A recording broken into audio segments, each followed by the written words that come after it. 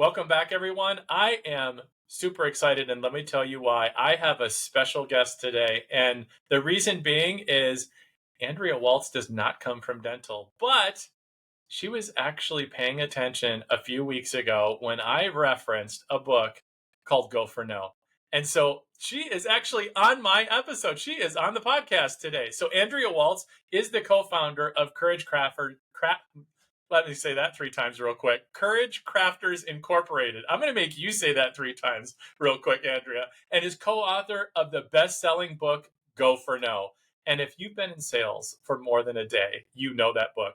Yes is the destination. No is how you get there. For almost 2 decades, Andrea has been teaching people in virtually every business and industry how to think and feel differently about failure, rejection, and the word no to achieve their goals and dreams. The book Go for No reached #1 on Amazon's sales and selling list in 2010 and has remained in the top 50 sales book for the last 13 years, having now sold over, catch this, 500,000 copies. That's just crazy. Today, Go for No is a well-known methodology in the world of sales and widely recognized as the singular best program that deals with rejection in business. Welcome to the show, Andrea. I'm so excited to have you here. I am so excited to be with you, Greg. And the reason for that is one, yes, you're a very cool person. So I'm really excited to talk to you. But two, I have always been fascinated with sales combined with dentistry, just literally from a patient/customer perspective, because I love to analyze business and how people do things. And I have been to a lot of different practices over the years. I've been to kind of the mom and pop, like a practice in Vancouver, Washington, where it was a converted house. A solo practitioner there. And I had a dentist in Marina Del Rey who had an operation that was unlike anything I've ever seen. I mean, he had everything down. They had different audio sounds for what room he would go to. Like, it was incredible. So I've always been fascinated by the business side of dentistry. And so I'm really excited to talk to you about this. Well, I can't wait to hear. I want to learn more about the Marina Del Rey doctor. I mean, like when he walked in the room, was it like, oh, like this holy thing? That I'm just kidding. We don't have to go down. Oh, no, you no, you could tell, you could tell. I mean, this man was scheduled to the minute and so that he could see the absolute maximum number of people, and you could tell. Yeah, I mean, the efficiency piece, and at G&A Consult, I mean, we talk a lot about efficiency, right? Because the most expensive thing in a practice is the doctor's time. And so we do talk about that. Well, one of the things that really caught my eye as you sent your bio over and I was reading it, and we were talking a little bit in pre-show recording, I mean, to talk about and deal with rejection and failure. I mean, that is, for all of the salespeople that are out there, and even for those, whether you're in the manufacturing side, right, that's where, I was going to say I cut my teeth, right? That's just a bad pun, but it's kind of funny, right? But those even in clinic, right? Those that are in practices, whether you're the clinician, the dental assistant, a hygienist, right? Talking about fluoride treatment or, you name it, if they've got all the tools as a hygienist, right? My director is a former hygienist. It doesn't matter, right? Or the treatment coordinators selling these 20, 30, 50, $80,000 procedures. You're in sales. And that rejection piece, I mean, you really have to have a thick skin. So how do you help people to like overcome this fear of rejection, this fear of failure, which happens more often than not in full arch? Because I mean, a really good treatment coordinator might get 3 in 10. So they're failing a lot more often than they're succeeding. Well, there's a lot to this question, so let's start unpacking it here. First of all, we've got to get people comfortable with just asking. And I find that people in, let's just call it healthcare services in general, are in that particular industry probably because maybe they had a family member who had that issue, and so they kind of gravitated towards it, or they just love to help people. And so they hate the idea that they get lumped in. And I know I'm preaching to the choir here. You know this. They hate to get lumped into this idea that they're sales, that they're in sales, and they have to sell anything. So I like to kind of come at it from, well, let's not worry about sales so much. Let's just focus on the practice of asking and getting good at asking questions so that when you start making the asks when it comes to, okay, can we go ahead and move forward with this treatment plan? Can we go get you scheduled? Those just become more seamless. And Go for No is fundamentally a very counterintuitive concept. We created a huge marketing challenge for ourselves, calling our business and our book Go for No. In fact, Richard and I disagreed, my co-author, business partner, we disagreed on this quite a bit because he was like, Go for No, it's a terrible title. And I was like, no, it's genius, it's genius. But, people hear it and they say, well, go for no. Why would I want to go for no? Obviously, I want yes. I want to hear yeses. I don't want to hear no. Right. I mean, that's logical, right? The first time that I saw the title and read the book, I was like, I was fascinated by it because I'm kind of counterintuitive. I'm one of those radicals, right? I'm one of those, I'm gonna stick it to the man type of thing. So yeah, please go ahead. So you're yeah. So you're our perfect. You're our ICP, Greg. You're our ideal customer, who is like, oh, that's curious, but other people are like, that's ridiculous. That's the most silly thing I've ever heard. And so it is a counterintuitive strategy where it is all about having the courage to ask and be willing to hear a no, be willing to fail, knowing that on the other side of that are where the yeses are hanging out and where on the other side of the failure is the success. And so when we go for no, that's why the subtitle is so important. Yes is the destination, but no is how you get there. And so Go for No is all about getting yes, but it's about doing it in a way that we don't expect the no. You don't have to hope, wish, and pray. Oh, I hope they say no. I hope they say no. Of course not. That would be ridiculous. But you do have to accept the no's on and in part of that process.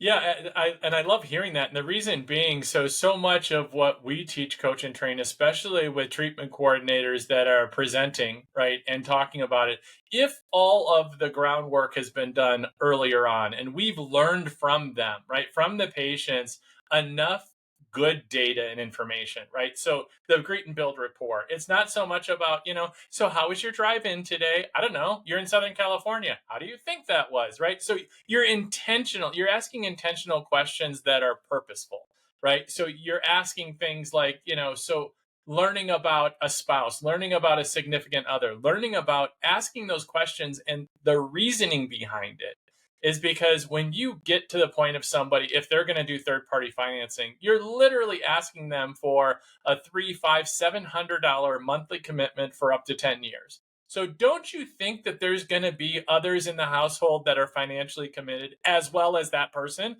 So making sure that we're digesting, uncovering, discovering whether or not others in the household are supportive of this. How supportive are they of this? And learning that early on so that if you do get a no or a not yet or some other form, yet, nine, go through all of the different languages where you get the no, that you're actually getting closer to the yes because you learn what their objection is of moving forward at that moment.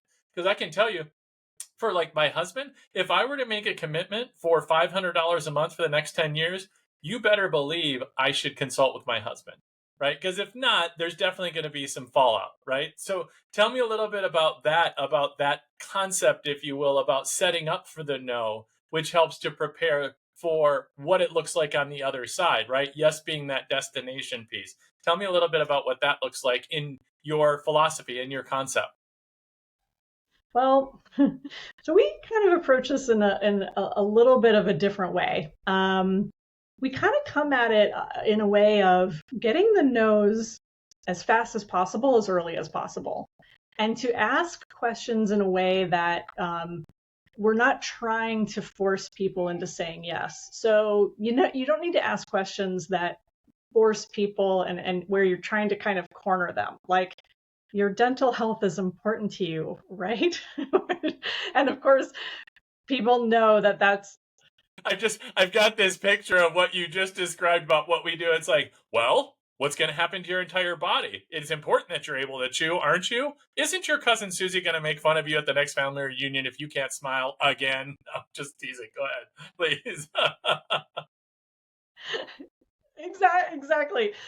So all of those questions designed to get somebody to say yes. And that's why we actually come at this, to your point, of making sure that people feel really empowered and comfortable saying no. And that it takes a little bit of skill to get to that point, but it starts with being willing to and being comfortable with asking questions and and hearing no, and being willing to ask the disqualifying questions, up front, whatever those are. And it's, of course, it's different for everybody, but when you are willing to hear those no's early, then that saves everybody a lot of time later and a lot of discomfort. Also, no pun intended. There's a lot of dental puns that are possible here. I noticed. We'll just layer them throughout the show. Maybe we'll have like a little ticker on social media and see like who gets gets all of them, right? And give them a little prize or something. So new on the Two Sleuth podcast. Exactly.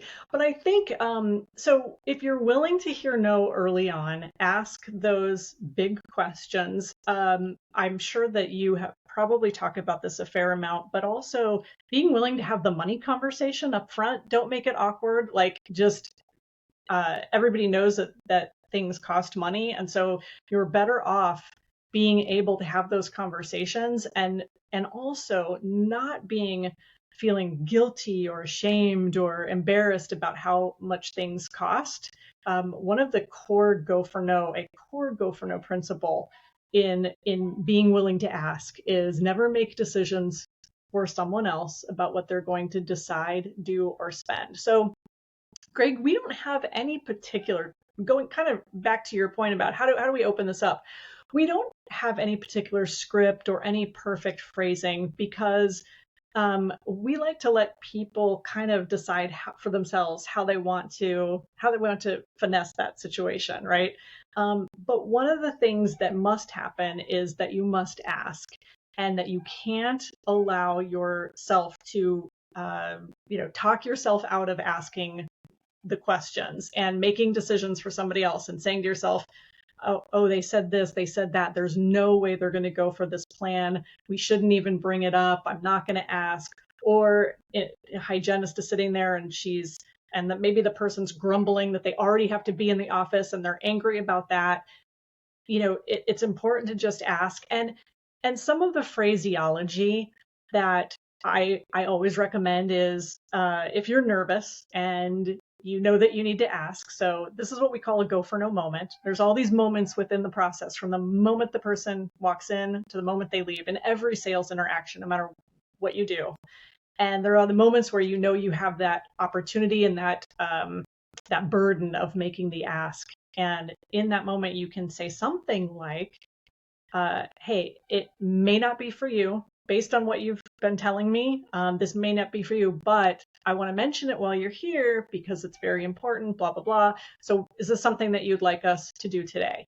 Right. And so the phraseology is always to ask early, ask often, and be okay with no, and even give the person an out.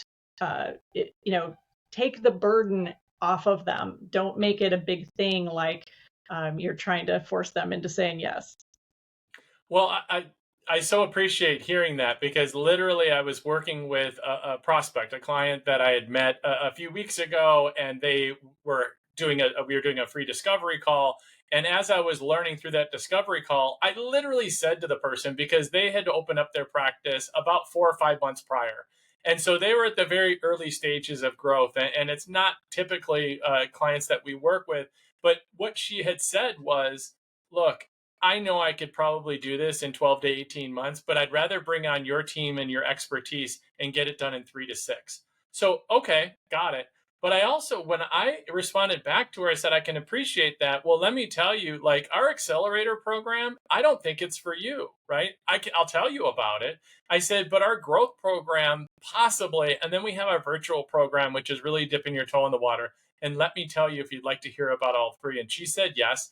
And she actually went with that middle program, the growth program. And so it's exactly what you're talking about, of not necessarily disqualifying, right? Still asking, but giving them that out of, look, I don't want to sell you something that really doesn't feel like a match for you right now. So I love hearing you say that. And secondarily, you it's as if you know G&A Consult's method, that scripts don't work. And the reason it doesn't, and I say this all the time, look, a 53-year-old white male that grew up in Detroit, Michigan, that's me for all of you who don't know me very well, right, is going to sound a lot different than a 27-year-old Hispanic gal from Houston, Texas, right? Our stories are going to be different. Our story selling is going to be different. The way that we identify with patients is going to be different.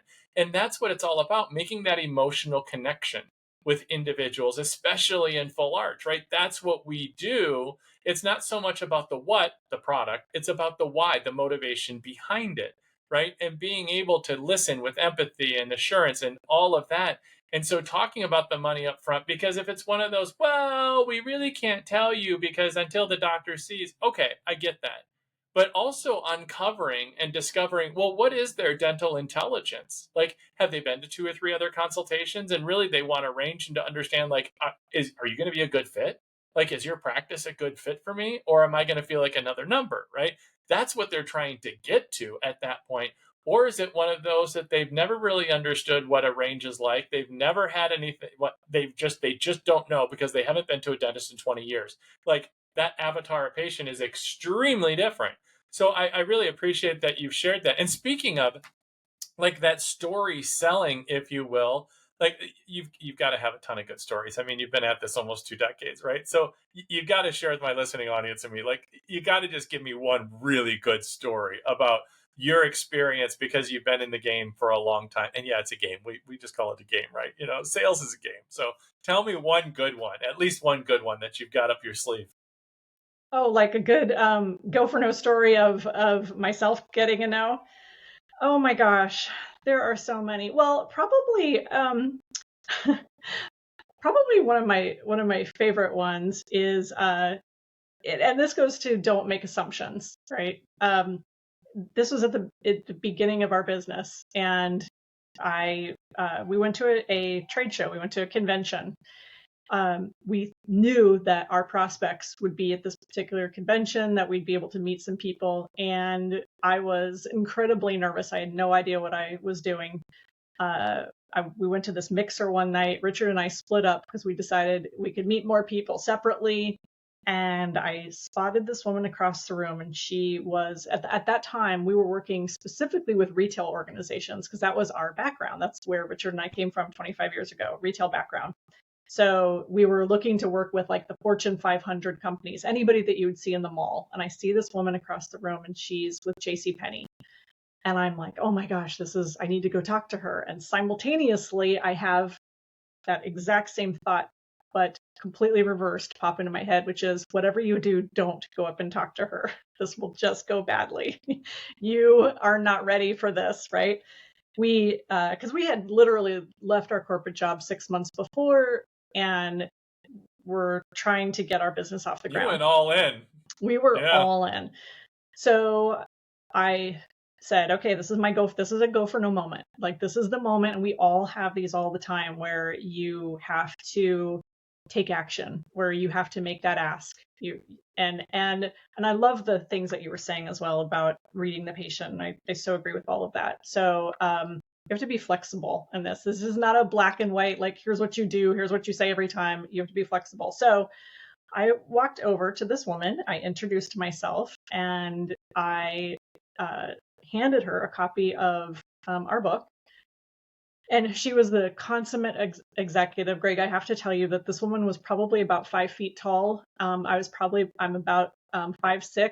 So I felt like I was, though, at that time, about 2 feet tall. I was like the child looking up at her while she flipped through this book. I was so nervous Wait, about just, it's like Oliver. Please, sir, may I have some more? I'm trying to get some. Lisa. Yes, Oliver Twist. Which, because you and I are basically the same age, we have all the same references. Same references. Same references, yeah. And don't get me started on Ferris Bueller and the Red Wings T-shirt. So, Oh, yeah, the jersey right? behind Yeah, me. the Yeah, we jersey. could go on for days. For Yeah, those who aren't watching on YouTube, at least flip over this part of the program and check out the Red Wings jersey that hangs in my background. that's right. So I'm standing there and I learned my very first sales lesson in that moment, which is when somebody is looking over something, be quiet. If they're looking over a price sheet, if they're looking over information you just shared, don't keep talking. Just let the person absorb what it is you just handed them. So I shut my mouth and just stand there and listen, or excuse me, and watch her as she is reading, and then she looks at me and she says, "This is really interesting, Andrea. I think we can do some business together. Here's my card. Call me on Monday." And she said, "Oh, by the way, do you guys do distance learning?" And I said, "Absolutely, we do distance learning. No problem." So I'm so excited. I'm like, oh my gosh, this is the yes I needed because we were hanging on by a thread. We're Jerry Maguire, like we were hanging on by a thread, cloaked in failure. Show me the Show me the money. money. I find Richard. I track him down, and I said, "You're not going to believe this. I just met the VP of HR with J.C. Penney, and she thinks we can work together." I gave her a copy of the book. She seemed to like what she saw. She asked if we do distance learning, and he goes, "What's distance learning?" And I said, "I have no idea, but we will find out. Don't worry." And we we did. We ended up so that was a particular situation where we got a yes because I executed on the go for no moment. I will tell you that we have gotten some very harsh no's. I've had people literally hang up on me. I've said, "Hi, this is Andrea with Go for No." Click. Hello. The person is gone. We got a letter once from a very big direct sales company, um, and I won't say who they are, but if I said the name, you would completely, very famous, you would completely recognize them. And we had sent copies of books to a bunch of different executives at different companies, and they were one of them. And we got a letter back. Now, you have to understand when you get a letter back from a company, like that's a lot of time, and a personalized letter is a time and effort was taken to reject us. Like the effort that went into this rejection was staggering. And it That was basically like a said, big old fat time consuming a no. big time consuming no. And it was like, we thank you for sending us your book. We will never share this with our field. Yeah, don't ever, basically like, don't ever contact us again. We're not interested, blah, blah, blah. And we were just like, wow, okay. And ever since then, now that was years ago, we've trained many, many, many of their salespeople over the years. I know for a fact many of their sales people have read our book. So that no did not stick as well as maybe they wanted it to. So yeah, there's a lot. And I will tell you, Greg, that so part of Go for No is one of my other fun stories is Ray Higdon, who went on to phenomenal success. He read our book and he decided that he was just going to get 20 no's a day. So part of Go for No from is a little bit of a numbers game if that's kind of the business that you're in. If you're in the quality game, then it comes down to making high quality asks at the right moment, reading the room, doing it the right way. Ray was more of a numbers game, and he was like, "I'm just going to hear 20 no's a day." And he said, I'm just going to detach. I'm not going to let them bother me. I'm going to let them just roll off my shoulders. But he said, I'm just going to talk to 20 people a day, ask if they're interested in this business. And if they are, great. And if they aren't, whatever, I'll move on. And he became the number one income earner in his company within about 6 months, completely transformed his life and allowed him to do some of the other things that he wanted to do in his business, like put money behind marketing and do other things. But he had to go out and prospect for business and get those no's early on so that he could get those yeses to do all the other stuff he wanted to do in business.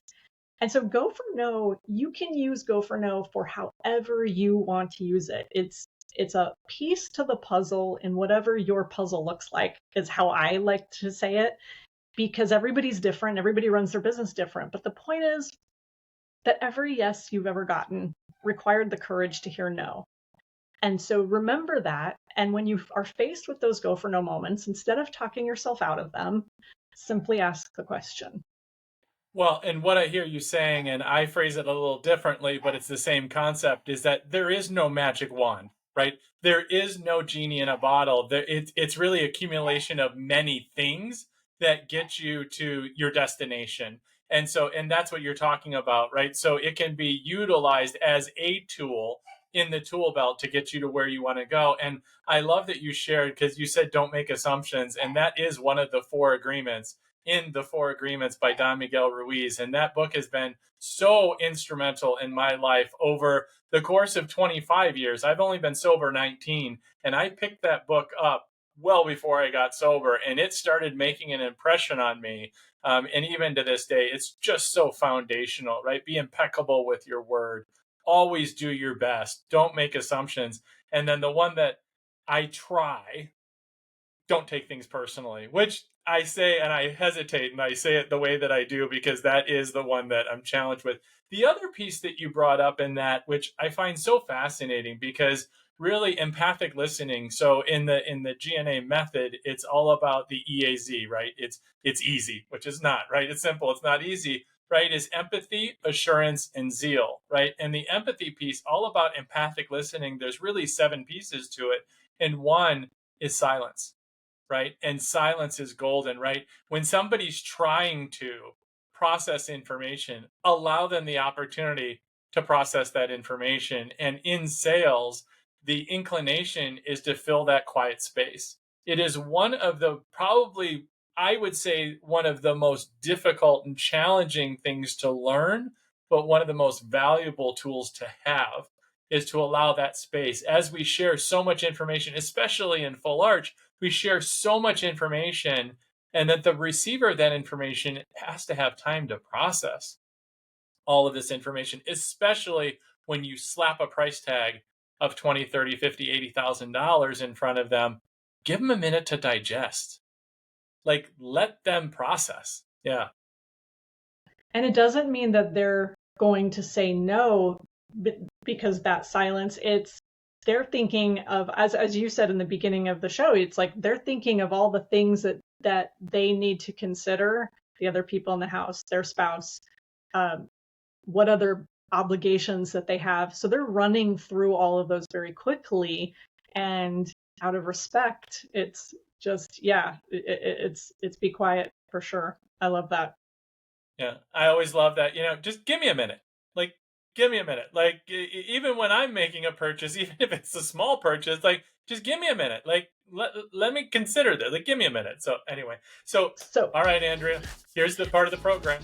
Oh, go okay. ahead. No, nope. No, I'll hopefully, wait. Go ahead. No. I'm gonna have to come back because I have other things that I want to talk to you about. We didn't even get into the Four Agreements, which is like the most. It is absolutely one of my most favorite books of all time, and I feel like don't take it personally and don't make assumptions. I talk about them all the time and how they relate to Go for No. That's all I'll say.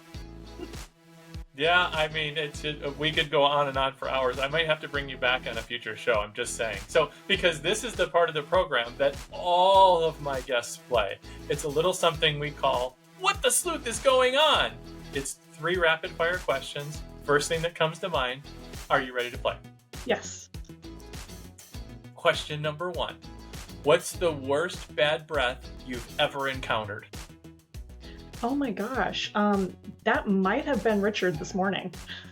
He told me he had to brush. He's gonna kill me for that one. Oh, I can't wait for him to hear that one. Yeah, there could be some fallout there. I love it. I love it. First time that a partner's been called out that way. That's good. That's good. Question number 2. If you could change one thing about your smile, what would it be? Oh my gosh. Okay, so my entire childhood, I ate lemons. I love sour things. There was no Sour Patch Kids when I was growing up, although there was sour candy. And I ate lemons and I didn't brush my teeth, so all my enamel is wearing off. And someone needs to invent, Greg, I'm telling you, I would invest. Somebody needs to invent like a whiteout type thing where you can paint the enamel back on your teeth. That's what I need. I love it. That's what I need. Yep, I think it would be mad crazy sales if somebody created something like that, for sure. Okay, question number 3. If you could go back and be the inventor of any dental product, no, it can't be your own, and it can't be something in the future, which one would you choose and why? Oh, I guess I would choose braces. I would choose braces because, I mean, braces changed the world. So Yeah, I'm all about. I love braces. I had mine for 4 years, and yeah. Living proof. Yeah, me too. Yeah, I had a jacked up bottom row. Yeah, the top weren't that great either, but yeah, living proof here. All right. Well, Andrea, last few minutes. Anything I haven't asked you or that you'd like to share with our listening audience? Because I want to respect their time and yours. Some are like scuba diving and their tank only holds like 35 minutes. So I don't want them drowning under the water. So anything you haven't shared?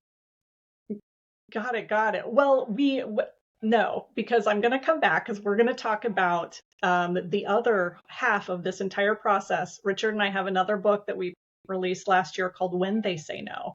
So we need to talk about all of the things and how you handle when they do say no. How do you overcome that? And what are the strategies? What are the things that you think, say, and do in relationship to that? So I'm dangling that out there, Greg, for us for next time, maybe next year.